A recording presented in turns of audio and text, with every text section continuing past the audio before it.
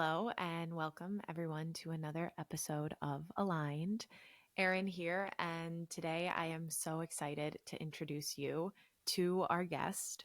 Her name is Sahar Paz, and Sahar is a child of war born in Iran and has lived such a incredible life. The things that she has created and accomplished, the businesses, the impact that she has had, and at the same time, the hardship that she has overcome. She's a 6'2" sacral generator, and most recently, she has been battling a 4-year journey with stage 4 cancer. And today, she's in a place of remission. She's in a place of creation. She's in a place of presence and peace. And she has, in true 6-line role model style, been walking the walk and embodying what it means to be an advocate for oneself and to own her voice, trust her instinct, and the hardest thing, learning how to slow down and to respond. She discovered her human design with me last year. We did a reading, and that was sort of the final catalyst to push her or empower her to get out of that fight or flight survival mode that she had been in almost her entire life and surrender to her mechanics, to her magnetism, and just seeing the ripple effect of that and being able to have her today on the podcast sharing this story is just such a gift. And everything that she's creating, everything that she is now teaching is so necessary in the world. So without further ado, I'll let you all get into the episode and introduce you to Sahar.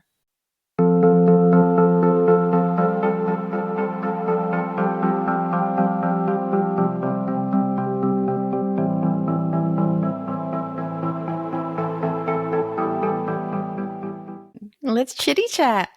I'm so happy to have you here. I'm so excited. You're kind of the beginning, the seedling of when I really started to figure out like how am I going to heal my body and in a way that feels good to my intuition. So you're a big part of this journey. You're one of the first steps I took in that. So I'm so excited. I'm so honored, and also what an accomplishment. I mean, accomplishment doesn't feel like the right word, but what a incredible journey you've been on, and also how incredible that first conversation that we had was a year ago. Yeah. And it is And accomplishment. It was a lot of work. I'm not going to lie. and you want to know what's wild? I was looking at your human design again, and something we had talked about during your session and what it means to be a 6-line role model, and how it's trial, it's tribulation, and it's like it's a necessary initiation Mm, to be able to walk that walk. mm. And I remember saying, I was like, don't worry, it gets better with age. If you can survive this, you can survive anything. And this is part of your purpose. And actually going back and looking at your design now, I can see how you were so divinely placed in this body to be able to survive this. So true. And how crazy is that? Yeah. And that was a big part of my journey is like loving and accepting the body and the path that I've been in because cancer was just the culmination of a really hard life. So it was just like some deep healing. And I feel like being a generator, and the biggest thing I took away with our work together is kind of like sit back, make a decision from back here instead of like up in here, right? Yeah. Which is so important for my body, knowing like I'm safe here. I'm supposed to be in this body. It's all going to work out. And it's such a shame because it's like the product of living a hard life, which to some extent it's we can't control, right? You can't Right. control the circumstances that you were born into. Yeah. while of course there's always the perspective that on some end your soul chose that, right? Right, right. But then the symptom of that is when you're born into a hard life, it's I need to control my environment so that that doesn't happen again, which then again pulls us right up into the mind, living up here, making decisions up here, so disconnected from our bodies. And we Yes. push and we push and we push. And it's wild because, you know, if you look at your life, there's so many incredible things that you have done Mm, because of that too. mm-hmm. Yes. 100%. 100%. And I definitely lived life, what I like to say, above the shoulders, all up in here. um, and healing was about living life below the shoulders. Yeah. And you can feel it in your presence now, Mm, you know, like your frequency exudes this just like, I have landed. mm, yes. I'll take that. I receive that. I receive. And with that, again, the reason why I want to have you on this podcast is so that you can extend your reach, your role model reach, right? Thank you. And share your story. And I know you've shared your story in so many ways. And so much of your journey has been not only learning how to reclaim your voice for yourself, but teaching others how to do that. And so maybe you can take us back and give us a little overview of like, who it is that you are, where you come from, Yeah. and this roller coaster ride that you've been on. Yeah. Um, I'm a refugee of war, born in Iran, and those first 7 years really formed who I am. I wanted to give a voice to the voiceless, and at a very young age, I have always had this very tight connection with my inner voice, so much so that I remember the age of 6 or 7 thinking, no matter who you are in the world, when you talk to yourself, it must be in Farsi, which is my native language, right? So I've had this connection with the voice and the inner voice since I was very young. And wanting to empower others has been a huge part of who I am. And doing that work with you and figuring out that I have that role model in me, I was like, aha, it all makes sense. Connecting, helping people connect with their voice and empower their voice has been a big part of who I am, so personally and professionally. If we think about professionally, in 2008, I was in New York and I launched a nonprofit called Free Your Star Foundation. Hi, puppy. And I used fashion as a catalyst for high school students to find and own their voice. And we'd go into the fashion industry and they'd publish a magazine, they'd have to interview people and things of that nature. Fast forward to 2012, and I published a memoir and a cognitive behavior guide called Find Your Voice. So it was about my journey of going through hardship, of really healing myself using cognitive behavior. So, what am I thinking? How does that cause me to behave? What are those actions and the loop that they keep me in? And fast forward from that, and I started Own Your Voice strategy firm, where I really worked with women in leadership positions. So HBO, Facebook, things of that nature, on really helping them find and own their voice through their personal brand as well as their leadership style. And the last 4 years have been a pretty crazy ride with my health, healing myself from stage 4 cancer. And from that came House of Paz, which is really the 3 pillars that healed me, which is that emotional healing, understanding how to take care of your physical body, and bringing in that creativity and spirituality. So I would say to anyone out there listening, I'm definitely an embodiment of understanding what your purpose is and how that purpose continues to pivot as you learn more about yourself. And I would putting that out there in an entrepreneurial way. The one thing that's really interesting is I've also recognized that being an entrepreneur was a little bit of a trauma response. And so in my latest venture with House of Paz, I've been really following what I learned with my work with you, which is as a generator, sitting back instead of going forward like I did with all my other ideas and projects.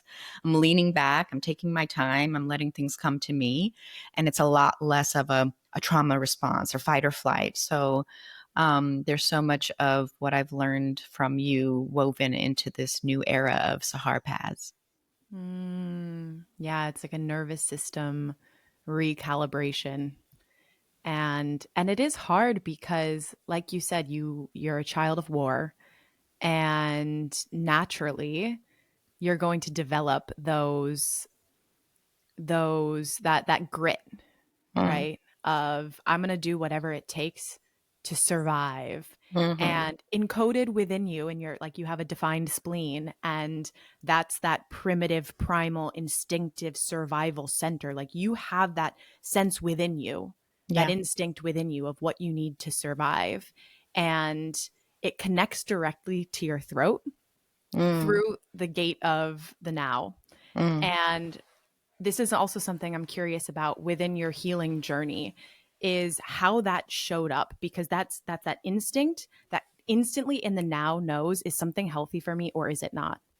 Yeah. And was that something that really activated for you throughout this healing journey? Because I can imagine being in all these doctors' offices and hearing these different prescriptions and diagnoses, and like, this is the next step forward. And I'm sure that's also probably something that started to connect you back into your body, of like this knowing of, Yes. wait a minute, this isn't, something's off here. Yes, 100%. I think, you just heard like my career journey in between like Free Your Star Foundation and Find Your Voice. Like that ability to speak up in the now is definitely my gift. And working with you helped me put that one on one.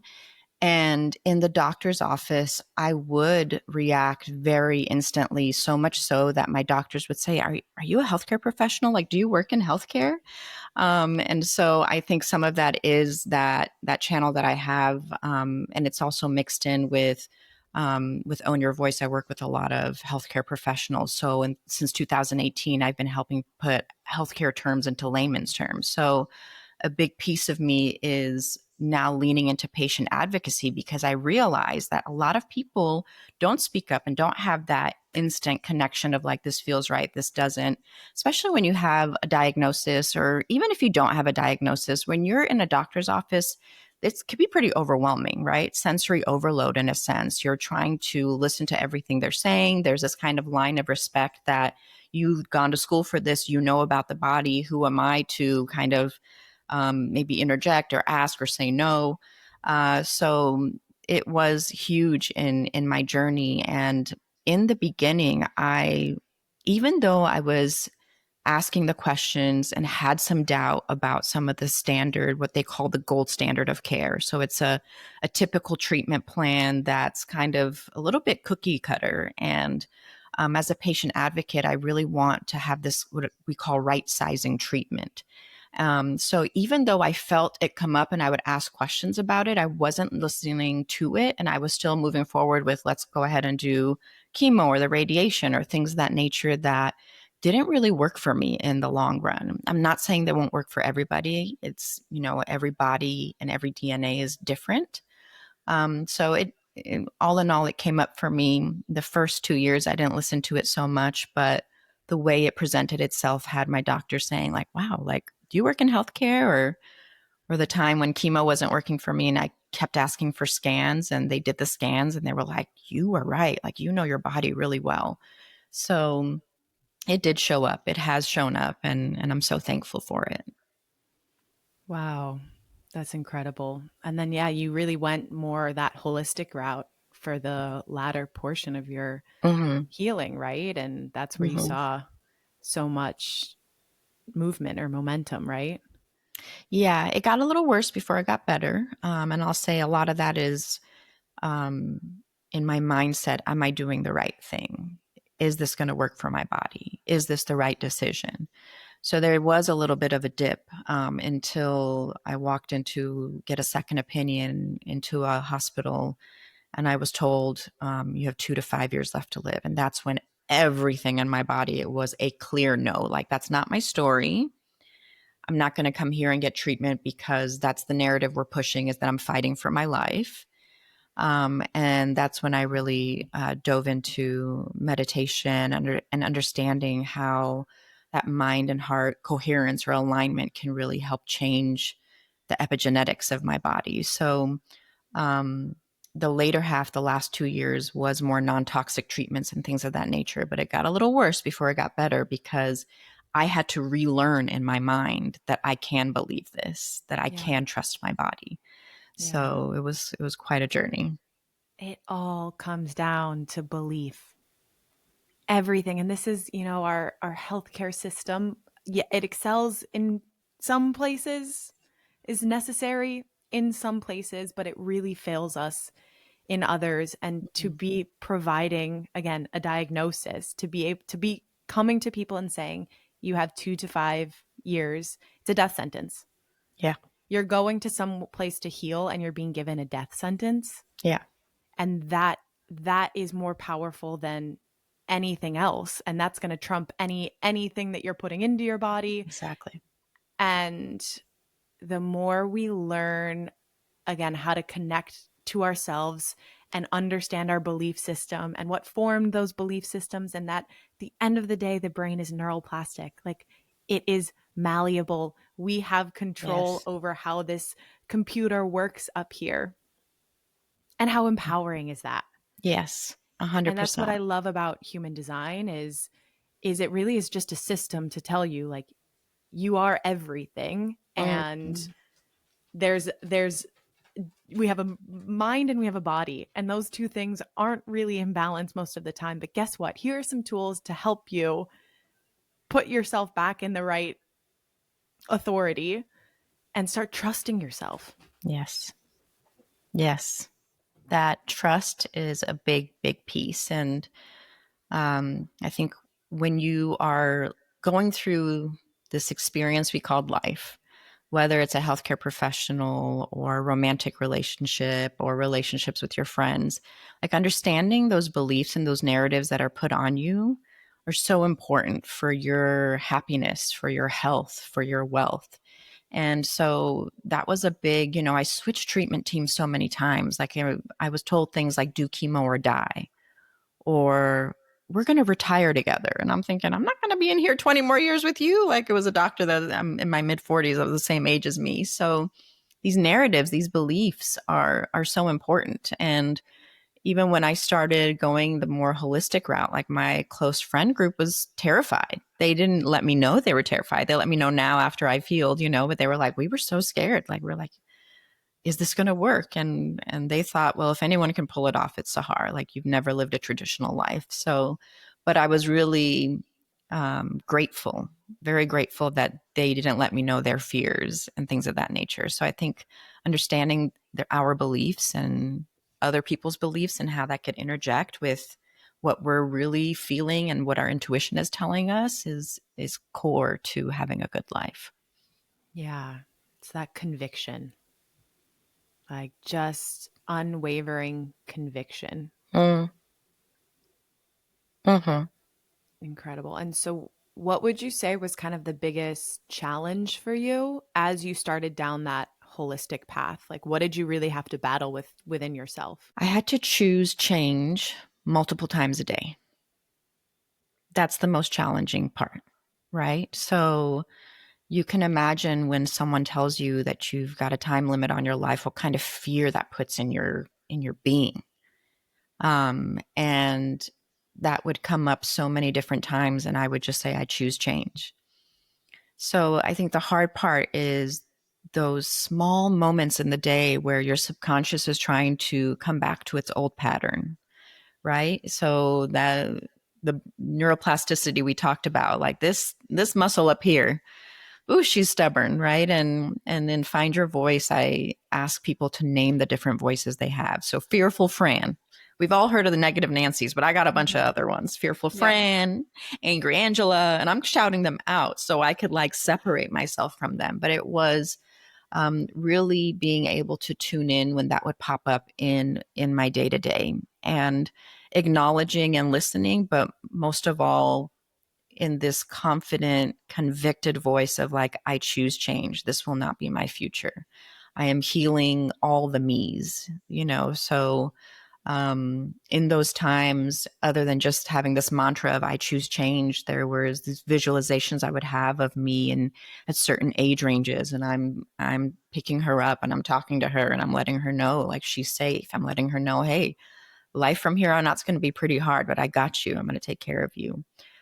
So tuning into those big moments, those little moments every day, really added up, and that was probably the most challenging.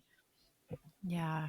The micro moments that are so easy to kind of convince ourselves that it's inconsequential and that it's not, what can this one tiny moment really do? Right. And those are always the things that have the biggest impact. And I love what you said about separating the voices. That is one of the most powerful practices. Mm-hmm. And like all of us, we have all taken on these different parts. We have all taken on these different identities throughout different stages of our lives. Like I can similarly, like I hear a certain voice come up and I know exactly what version of Erin that is. Mm, And this came up for me recently in a new relationship. And it was a part that I hadn't really interacted with in a while. yeah. And it's this part of me that is too cool for school. This part of Mm, me that very much like it's teenage Erin.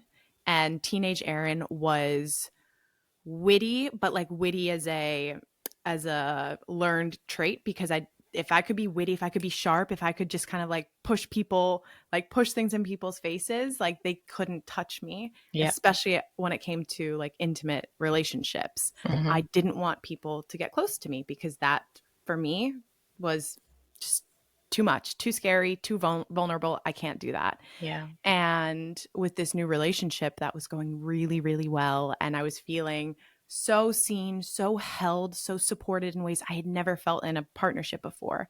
And this part of me comes online at one point and she's like basically trying to get an ick. She's like pushing this away like this is too much. Like can you just like care about me less? Mm, Can you be like less affirmative and kind and gentle?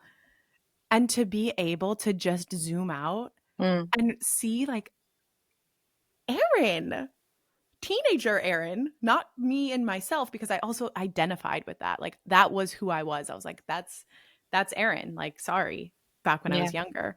Whereas now to be able to see, oh my gosh, no, this is just this part. And the moment you separate it, it's like you strip it of its power. And if you can just laugh at it as well, and I'm like, oh, that's cute. That's cute that you're doing that thing. Yeah. There's no room for that here, honey. I love that. That's such a good story. What my question for you as you're sharing that is, does our human design shed any light into, is there any connection between that and the patterns that we go through? Absolutely. Hmm. So I always see that. And this is what I love because it's like I've studied so many other modalities outside of human design as well. And I see how they can all fit into this format or into this system so beautifully. But when we look at our open centers in Mm, human design, as well as our open gates, this is really showing us because that's where we're taking in the conditioning of the world around us. That's where, it's like we have nature, which is our definition that's consistent to us. That's what is kind of always active. And then we have our nurture, which is that openness where we are really going to be byproducts of our environment. And that's where the not self lives, which I like to think of as like the little devil on the shoulder. mm, And the not self is feeding off of our openness and off of our conditioning. And if we can see where that openness lies, we can really get clear on what that voice is going to be. It mm, might be a fear of inadequacy. It might be a fear of confrontation or an avoidance of speaking your truth. There's so many different kind of little pieces that we can pick up from that. And that, again, human design comes down to awareness. yeah. It's helping us build awareness. There's not a good, there's not a bad, there's not a human design type Yeah. that's better than another human design type. You're not worse off because you have more openness or better off because you have more openness. It's a matter of awareness.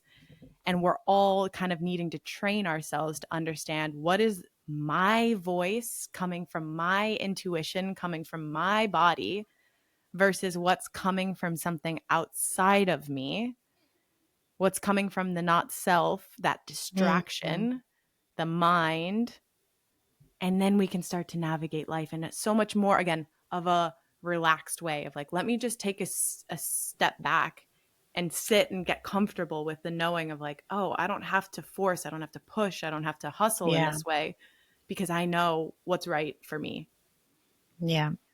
That makes sense. And when I came to you for my session, that was the biggest thing. I was like, I'm about to navigate into a new era and I don't want to make decisions the way that I did before. And that was a big motivational thing for me in starting my work with you.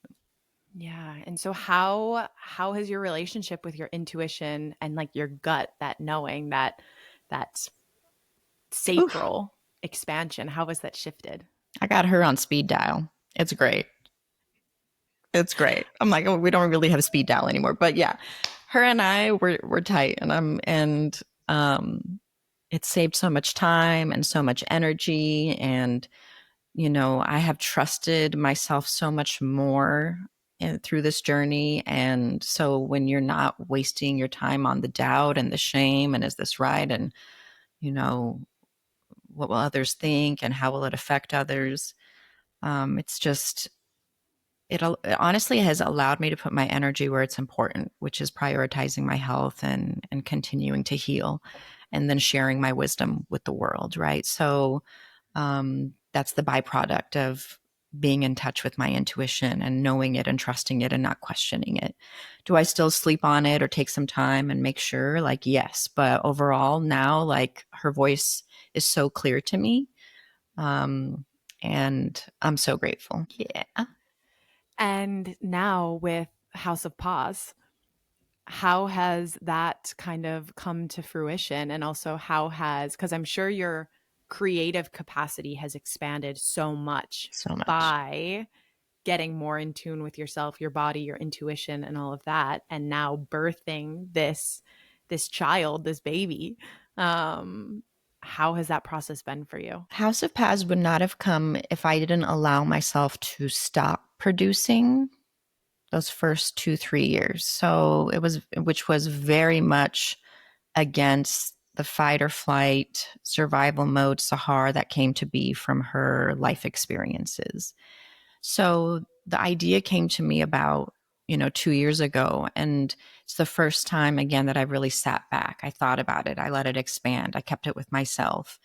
And you're right, that creativity has just gone through the roof. And that's been one of the biggest things that I desired for my life was to live a more creative life.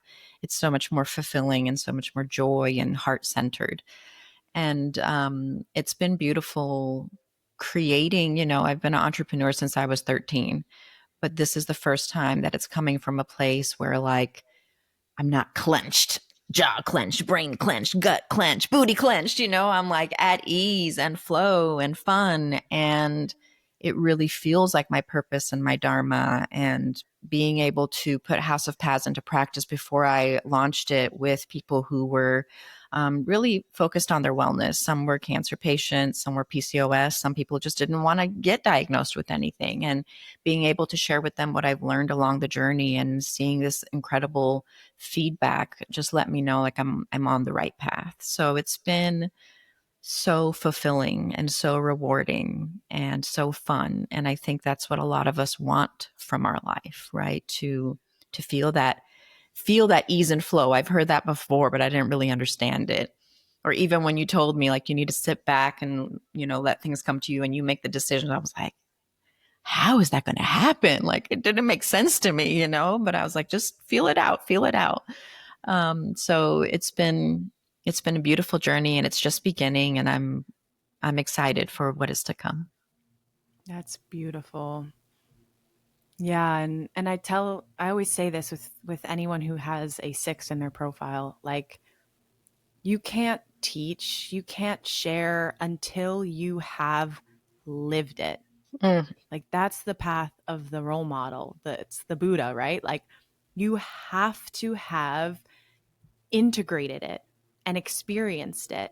And I feel like this last year was probably like that final layer yeah. for you, and human design probably just helping put the understanding to that and like the why maybe to it, Mm-hmm. to be that final kick of slow down, take a Mm-hmm. step back, Mm-hmm. respond instead of react or push. And yeah, it's just beautiful to see because again the impact that you're here to have is massive. Yeah. I An impact I you already feel have that. had, right? And it's just a Yeah. continuation of that. It just gets better with age. It really does. It does. And I think in our work you said that like the culmination is at the age 55 of that Mm-hmm. kind of wisdom, I think it was. Yeah, yeah, yeah. And so I would message you like, I have to wait till for 55. And you were like, no, you're on your way towards it. I'm like, aha, okay. Yeah. I'm like, do I Yeah. need to wait till then to do House of Paz? But you're like, no, no, no. No, no, no. You're Just on keep your way. walking the walk, Mm-hmm. right? And it's Mm-hmm. like keep showing up in full alignment and like embodiment. I Yeah. think that's the thing to always anchor into is like you just walk the walk. As long as you're walking it, like you're doing what you're here to do. Yeah. And it's just going to continue to grow. Yeah. Walking the walk for sure. Not running, not Mm-hmm. stumbling, Yeah. sometimes Yeah. And I think the skipping. hardest part is, again, we're just so wired to believe like nothing will happen unless we make it happen. Mm-hmm. And as you've probably experienced in this last year as well, like more heightened so is like Yeah. that magnetism, that response, that generator response, like it really does work. It does. It does. The opportunities were just coming to me, and they were such a reflection and confirmation of like, make House of Paz a thing. They were just showing up, and I was naturally falling into a full body yes.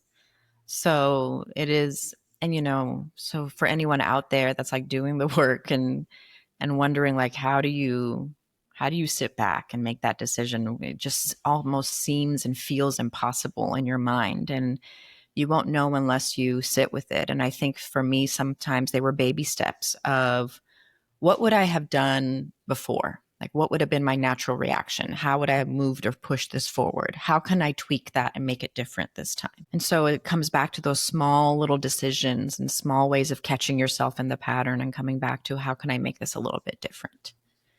Yeah. So and the perspective shift is huge because it's sometimes it's the same kind of work that I'm doing, but instead of like, it's got to be done today, fight or flight, it's more, I'm going to take my time with it. It's not life or death. It's not this, in my book, Find Your Voice, I call it black and white Betty, all or nothing. Here we go. So Mm-hmm. it's just, what it feels like to me is like my soul has taken a seat and is leaning back in her seat. That's what it feels like to me on the inside, which is a great feeling. I love that. I love that. It's just the art of surrender. Mm, And when we can sit back and just surrender to our mechanics, to our design, and trust, like we said earlier, coming back to trusting that our nature will get just being ourselves is going to do the work for us. What yeah. a fascinating concept. You mean I can just be myself? That's it? That's all I have to do? Yeah, that's it. Then you And realize how hard you've made life prior yeah, to. yeah. And the Mm-hmm. world is changing very fast. Yeah. And in human design, we have this very big cycle shift coming in 2027, where a Mm-hmm. 400-year cycle is ending and we're entering really into this new era of being. And, for anyone into astrology as well, we're seeing this just so much shift and changing and can feel super doom and gloomy. Mm-hmm. And it doesn't have to, though. Like, Yeah. yes, there's going to be a lot of gnarly stuff happening in the world between now and then, Yeah. but it's basically the dismantling of the old system. Exactly. It's forcing people to wake up. And I'm telling you, the only way that we make it through into this next cycle is through being ourselves. The Exactly. system around us, the like energetic system, will no longer support us giving our power away, living from the mind, doing the shoulds, the have tos. It's not going to. Yeah. So it's now or never. We need to empower ourselves to individuate and just trust and have a little fun with it. Yeah. Like, Exactly. this is all just a game that we're playing. So play the game. Don't fight against it. Yeah, have some fun and trust. And when you were sharing that, I just remember like when I really chose to follow my intuition fully for my health and it got a little worse before it got better, that dismantling was happening, right? So there was this kind of fight in my body, in my beliefs, in my DNA and cell regeneration of like, we need the old stuff. Can we trust the new Yeah. stuff? So there was a little bit of this dismantling and things got worse. And that's when I got that, kind of life sentence news, which really catapulted me into this focus. So, um, whoever you are out there listening, whether it's with health or personal goals, if it gets a little worse before it gets better, you're on the right track. Mm-hmm. It's that detox effect, Mm, when you're doing any sort of like a healing protocol, moving stagnation, moving lymph, moving dead old cells within your body, even just from a physiological perspective, there is that, like, there's the die off effect yeah, where your body's detoxing and purging, and that's going to show up as symptoms, right? It yeah, might feel like you're getting sick. It might feel like something's showing up, something's happening on your skin. Like, it's that purge and that yeah, clearing, and it's just the mind can say, oh no, no, no, it's not working, I'm getting worse, but it's part of the natural process. It's clearing out, decluttering, creating space. 100%. Respect the process. Mm-hmm. Yeah. Yeah. So what are you most excited about at the moment? Obviously, I'm sure just like bringing to life House of Pause and seeing the impact of all of that, but what's really just activating your sacral at the moment? I am loving teaching people how to meditate. I think it's one thing to say, you need to meditate. I had to really teach myself how. And through this journey, I got my certification in somatic movements. And that was a big part of learning how to meditate was first doing these small movements to activate my nervous system so I could get into a meditation, right? And so that's a huge passion of mine. I've started hosting and will continue to host community events just to teach other people. Like that is a big passion of mine. It was a huge catalyst in my healing, not just my physical body, but my emotional well being from all the years of trauma stored in my body. So um, there's a lot of meditation out there, but are there people who are like really teaching you how? And prior to, I'd have people say like, put the thoughts coming into a bubble and let it go away and things of that nature. But no one was really talking to me about how to prime my nervous system to get ready to get into that Zen like state. So teaching people how to meditate is a big passion of mine, and I'm so excited for that. I feel like what you just talked about, this mess that we're going to go through until we come to the other side in 2027, I want to help people find peace of mind through that mess. Beautiful. Yeah. So, how can our listeners get in touch with you and learn from you and be a part of the House of Paz and everything that you're creating? Yeah, houseofpaz.org. There are some free gifts there. You can sign up for a newsletter. I'm on Instagram and TikTok at Sahar Paz, SAHARPAZ. So constantly putting out some fun, creative content and teaching you the tidbits of my wisdom as I go through. Beautiful. And I'll put all of that, of course, in the show notes. And is there anything else you would like to share with our listeners? Any final words of wisdom, pieces of advice? Don't give up. Choose change. Love yourself. Work with Erin. Get a human design. Oh my gosh, it's such a good navigation tool. Mm, But don't give up. Don't give up on yourself. Prioritize your health.